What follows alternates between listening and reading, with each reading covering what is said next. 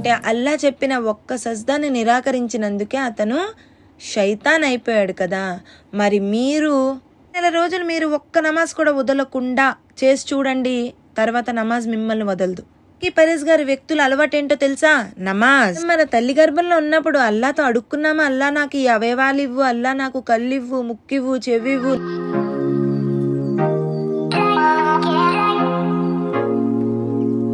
అస్సలాము అలైకుం వరహ్మతుల్లాహి వబర్కాతు. Welcome to my channel. నహ్మదు నుసల్లి అలా రసూలిల్ కరీం, అమ్మాబాద్. రబ్బి ఇష్రహ్ లీ సద్రీ వయస్సిర్ లీ అమ్రీ వహ్లుల్ ఉఖ్దతం మిన్ లిసానీ యఫ్ఖహూ కౌలీ రబ్బి జిద్నీ ఇల్మా. ఫ్రెండ్స్, నా యూట్యూబ్ ప్రజలందరికీ కూడా ఇస్లామీయ పద్ధతిలో సలాం చెప్తున్నాను. దీని యొక్క అర్థం అల్లాహ్ యొక్క శాంతి శుభాలు బర్కతులు మీపై అల్లాహ్ కురిపించుగాక అని అర్థం. ఇన్షాల్లా ఈరోజు నేను చెప్పే అంశం ఎటువంటిదంటే, ఇది ప్రతి ఒక్కరి మీద ఫరజ్ చేయబడింది. మగవారైనా ఆడవారైనా, ప్రపంచంలో ఏ మూలన ఉన్నా, ఎవరైనా లేక ఏ జమాత్ వారైనా, ఏ ఫిర్కా వారైనా, ప్రతి మానవుడి పైన నేను చెప్పబోయే అంశము అందరికీ ఫరజ్ చేయబడింది. దీని నుండి ఎవ్వరు తిరస్కరించకూడదు కూడా. ఏ వ్యక్తి అయితే కలిమా లా ఇలాహా ఇల్లల్లాహ్ ముహమ్మద్ రసూలుల్లాహ్ చదువుతారో వారిపై ఇది ఫరజ్ చేయబడింది. అదేంటో మీకు ఇప్పటికే అర్థమై ఉంటుంది. అదేనండి నమాజ్. నేను ఈరోజు నమాజ్ యొక్క ఘనత మరియు బేనమాజీ అనగా నమాజ్ చదవని వారి పరిస్థితి, పర్యావసానం గురించి చెప్పబోతున్నాను. క్లియర్గా ఈ వీడియోని ఎండ్ వరకు చూడండి. ఏమో అల్లా మీ మనసుల్లో భయాన్ని కలిగించి మీకు స్వర్గప్రాప్తి కలిగించవచ్చు. నమాజీని చేయవచ్చు అల్లాహ్ మిమ్మల్ని ఇన్షాల్లా. నా టాపిక్ని స్టార్ట్ చేసే ముందు ఒక ఖురాన్ ఆయత్తో స్టార్ట్ చేద్దాం ఇన్షాల్లా. ఖురాన్లో సూరా నహల్ 16వ సూరా ఆయత్ నంబర్ 78లో అల్లాహ్ ఈ విధంగా తెలియజేస్తున్నారు. అల్లాహ్ మిమ్మల్ని మీ మాతృ గర్భం నుండి మీకేమీ తెలియని స్థితిలో బయటకు తీశాడు. మీ కొరకు చెవులను, కళ్ళను, హృదయాన్ని తయారు చేసినది ఆయనే. మీరు కృతజ్ఞులుగా వ్యవహరిస్తారని. తల్లి గర్భంలో మనకి ఏమీ తెలియని స్థితిలో మన్ని అల్లాహ్ సుబ్హానహు వ తఆలా ఉంచనని ఈ ఆయతలో చెప్తున్నారు. అంటే మనకి తెలీదు అసలు మనం అలాంటి ఆ వ్యవస్థలో కూడా మనం ఉన్నాం, కానీ మనకి ఆ విషయం తెలీదు. అల్లాహ్ నువ్వు ఏంటో తెలియనప్పుడు నీ తల్లి గర్భంలోని నిన్ను తయారు చేసి నీ చెవులు, కళ్ళు, వినే శక్తి, చూసే కళ్ళనిచ్చాడు, తర్వాత హృదయాన్ని ప్రసాదించాడు, ఆలోచించే మనసునిచ్చాడు, ఆలోచించే మైండ్ ఇచ్చాడు. అల్లాహ్ సుబ్హానహు వ తఆలా నువ్వు అడగకుండానే ప్రతి అవయవాన్ని నీకు తల్లి గర్భంలో తయారు చేశాడు. అంతేకాదు నీ తల్లి గర్భంలో నువ్వు ఉన్నావు, కానీ ఆ స్థితి నీకు తెలీదు. అలాంటి స్థితి నుంచి నిన్ను బయటకు తీశాడు అల్లాహ్ తఆలా. మీ కొరకు చెవులను, కళ్ళను, హృదయాలను తయారు చేశానని చెప్తున్నారు. అంటే ఏ మానవుడు కూడా, ప్రపంచంలోని ఎవ్వరూ కూడా ఇవ్వలేని న్యామతులు ఇవి మనకి. అల్లాహ్ సుబ్హానహు వ తఆలా ప్రసాదించే న్యామతులు. అందులో ఏ ఒక్కటి లేకపోయినా, ఏ అవుకున్నా కానీ మనం అది ఎప్పుడు జీవితాంతం దానివల్ల బాధపడుతూనే ఉంటాం. ఎందుకంటే దానివల్ల ఆ పని చేయలేక మనం ఏదైనా మనకి లేనప్పుడు అవయవం దాంతో పని అవుతూ ఉంటుంది కదా, ఆ పని చేయలేక మనం చాలా ఇబ్బందులు పడుతూ ఉంటాం. దాని వాల్యూ అప్పుడు తెలుస్తుంది. ఒక కన్నే తీసుకోండి, ఒక కన్ను లేదనుకోండి, మనం ఎంతో చాలా వరకు మనం చూడలేము, సరిగ్గా ఏది కూడా అబ్జర్వ్ చేయలేము. ఒక కన్నుతోటే చేయాలి, ఒక కన్ను మీద బర్డెన్ పడుతుంది. అలాంటప్పుడు ఆ కన్ను వాల్యూ ఏంటో కళ్ళు లేని వాళ్ళని అడిగితే తెలుస్తుంది, ఆ కన్ను వాల్యూ ఏంటో. అలాంటి వాల్యూస్ అన్నీ తెలుసుకున్నప్పుడే కదా మీరు మీ అవయవాలకు మీరు శుక్రియాదా చేయగలరు. అల్లాహ్ చెప్తున్నాడు ఈ ఆయతలో, మీరు శుక్రియాదా చేసేవాళ్ళంటే కృతజ్ఞతాపరులుగా మారుతారని, కృతజ్ఞత చేసేవారిగా వ్యవహరిస్తారని నేను ఇవన్నీ చేశానని చెప్తున్నారు. కానీ మనం కృతజ్ఞత తెలుపుతున్నామా అల్లాహకి? చాలా తక్కువ. ఎందుకంటే దునియాలోని అల్లాహ్ సుబ్హానహు వ తఆలా ఇచ్చిన న్యామతులు, దునియా అంటే ప్రపంచం అండి, ప్రపంచంలోని ఎవ్వరు ఇవ్వలేని న్యామతులు ఇవి మనకి. అయితే అల్లాహకి కృతజ్ఞత ఎలా చెయ్యాలి? ప్రపంచంలో ఇప్పుడు మనుషులు ఏదైనా చేశారనుకోండి, ఫేస్ టు ఫేస్ మనం ఏం చేస్తామంటే థ్యాంక్ యూ అని చెప్పేస్తాం. కానీ అల్లాహ్తో మనం థ్యాంక్ యూ అని చెప్పలేము కదా. మరి అల్లాహ్కి ఏ విధంగా కృతజ్ఞత చేయాలి? ఎలా అంటే మొహమ్మద్ సల్లల్లాహు అలైహి వసల్లం వారు ఈ హదీస్లో తెలియజేస్తున్నారు. అల్లాహ్కి కృతజ్ఞత ఎలా చేయాలి? మొహమ్మద్ సల్లల్లాహు అలైహి వసల్లం యొక్క సున్నత్ తరీకాలో చెప్పాలి మనం అల్లాహ్కి థ్యాంక్స్. ఒక హదీస్. ఆయిషా రజియల్లాహు తాలా అన్హు వారు ఆప్ సల్లల్లాహు అలైహి వసల్లం వారితో ఈ విధంగా చెప్తున్నారు, ఏ అల్లాకే రసూల్ ముహమ్మద్ సల్లల్లాహు అలైహి వసల్లం వారు, మీ యొక్క ముందువి మరియు వెనకవి అన్ని పాపాలు క్షమించబడ్డాయి కదా, మరి మీరు ఎందుకని ఇన్ని నమాజులు చేస్తారు? ఒక్కొక్కసారి మీ కాళ్ళు వాచిపోతాయి, అన్ని నమాజులు ఎందుకు చేస్తారు అని ప్రశ్నిస్తారు. అప్పుడు ఆప్ సల్లల్లాహు అలైహి వసల్లం వారు ఇలా జవాబిస్తారు, ఏ ఆయిషా, నేను అల్లాహకి కృతజ్ఞత చెప్పుకోవద్దా, శుక్రదా చేయవద్దా అని అంటారు. ఈ హదీస్ ద్వారా మనకి తెలుస్తుంది ఏంటి? నమాజ్ ద్వారా అల్లాహకి కృతజ్ఞతలు తెలపాలి. అల్లాహ్ ఇచ్చిన న్యామతులు దునియాలో ఇవ్వలేనివి. వినే చూసి అర్థం చేసుకునే శక్తి అల్లాహ్ మనకు ప్రసాదించాడు. ఎంత పెద్ద పెద్ద డాక్టర్ కూడా మనకి ఒక కన్ను పోతే స్వయంగా పుట్టించి ఆ కన్నుని ఇవ్వలేరు. మనం మన తల్లి గర్భంలో ఉన్నప్పుడు అల్లాహ్తో అడుక్కోలేదు, అల్లాహ్ నాకు కన్నివ్వు, చెవులివ్వు, గుండె ఇవ్వు, అవయవాలు ఇవ్వు అని ఏది కూడా మనం అల్లాహ్తో అడగలేదు. కానీ అల్లాహ్ మనకి ప్రసాదించాడు. అందుచేత ఎక్కువగా నమాజుల ద్వారా కృతజ్ఞత తెలుపుతూ ఉండాలి.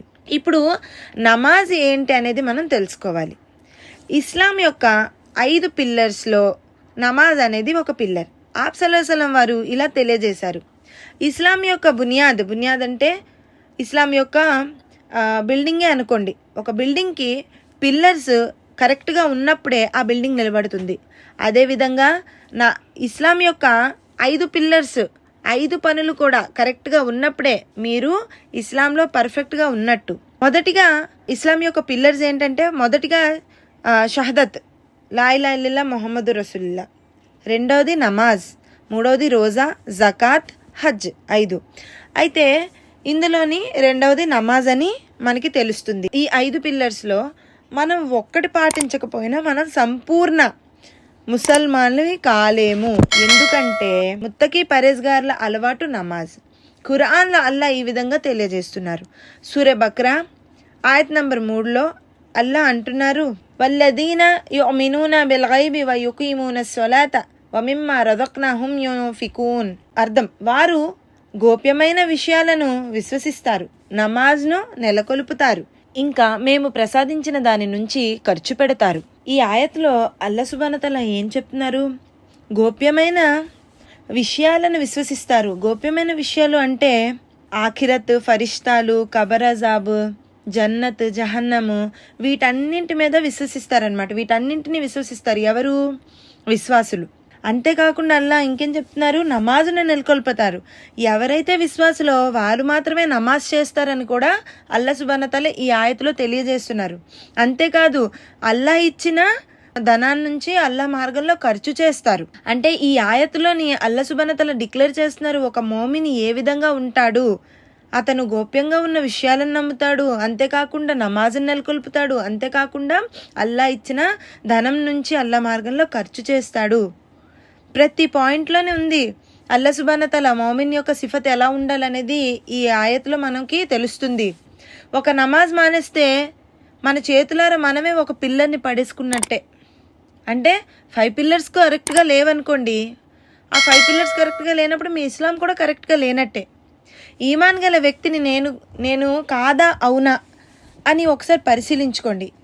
ఆప్ సల్లల్లాహు అలైహి వసల్లం ఈ విధంగా తెలియజేస్తున్నారు, ముసల్మాన్ మరియు కాఫిర్ మధ్య తేడా ఏంటో తెలుసా? నమాజ్. మరి మీరు నమాజ్ మానేస్తే మీరు ఎందులో ఉన్నారో మీరు ఆలోచించుకోండి. నమాజ్ చేయకపోతే కాఫిర్ల లిస్టులో చేరిపోతారు. మరి కాఫిర్ యొక్క ఠికానా ఏంటి?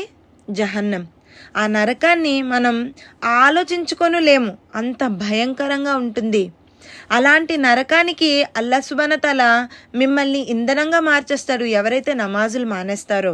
నమాజ్ చేయని వ్యక్తి అల్లాహ్ సుబ్హానహు వ తఆలా మౌమిన్ కాదు అని చెప్పినప్పుడు మరి మీరు నమాజ్ చేయట్లేదు, మరి మీరు మౌమినా కాదా అనేది మీరు ఆలోచించుకోండి. సహాబా వారు కుఫ్ర్ అని దేన్ని అనుకునేవారో తెలుసా? కేవలం నమాజ్ వదిలేయడాన్ని కుఫ్ర్ అని అనుకునేవారు. అల్లాహు అక్బర్. చూడండి సహాబా వారు ఏమనుకునేవారు? కుఫ్ర్ అంటే ఏంటంటే నమాజ్ మానేయడమే పెద్ద కుఫ్ర్ అని సహాబా వారు అనుకునేవారంట. మరి ఆలోచించుకోండి మీరు ఎన్ని నమాజులను మానేశారు. నరకాన్ని మనం ఆలోచించుకోనులేము. అసలు దాని గురించి చెప్తేనే భయం వేస్తుంది, అంత భయంకరమైంది ఆ నరకం. అలాంటి నరకంలోని అల్లా సుబ్హానహు తఆలా బేనమాజీని పడేస్తానని చెప్తున్నాడు. జహన్నం నుండి మిమ్మల్ని మీరు రక్షించుకోండి అని అల్లా సుబ్హానహు తఆలా ఖురాన్లో అనేక చోట్ల తెలిపారు. మనం నరకానికి వెళ్ళకూడదు అని అనేసుకుంటే, అంటే కోరిక ఏంటి మంది, మనం నరకానికి వెళ్ళకూడదు అని మనం కోరుకుంటూ ఉంటాం. అంటే కోరిక ఉంటే సరిపోతుందా? మరి దానికి కష్టపడాలి కదా. అంటే కోరిక ఉంటే సరిపోతుందా? మరి దానికి కష్టపడాలి కదా. ఇప్పుడు ప్రపంచం మీద ఒక ఎగ్జాంపుల్ తీసుకుందాం. ప్రపంచం మీద ఏదైనా కావాలని కోరుకుంటుంది మీకు. ఆ కోరుకుంటే సరిపోతుందా? దానికోసం ఏదో ప్రయత్నం చేస్తారు కదా, కష్టపడతారు కదా అది సంపాదించడం కోసం. అదేవిధంగా ఎందుకు పెద్ద ఎగ్జాంపుల్ వద్దండి, చిన్న ఎగ్జాంపుల్. ₹1 నాకు కావాలనుకోగానే దొరికేది కదా, దానికోసం నేను కష్టపడాలి. అప్పుడే కదా నాకు ఆ రూపాయి దొరుకుతుంది. అలాగే మీకు నరకం వద్దు, జన్నత్ కావాలి అనుకున్నప్పుడు మీరు కష్టపడాలి. కష్టపడితేనే కదా, మీరు నమాజ్ చేస్తేనే కదా మీకు జన్నత్ దొరికేది.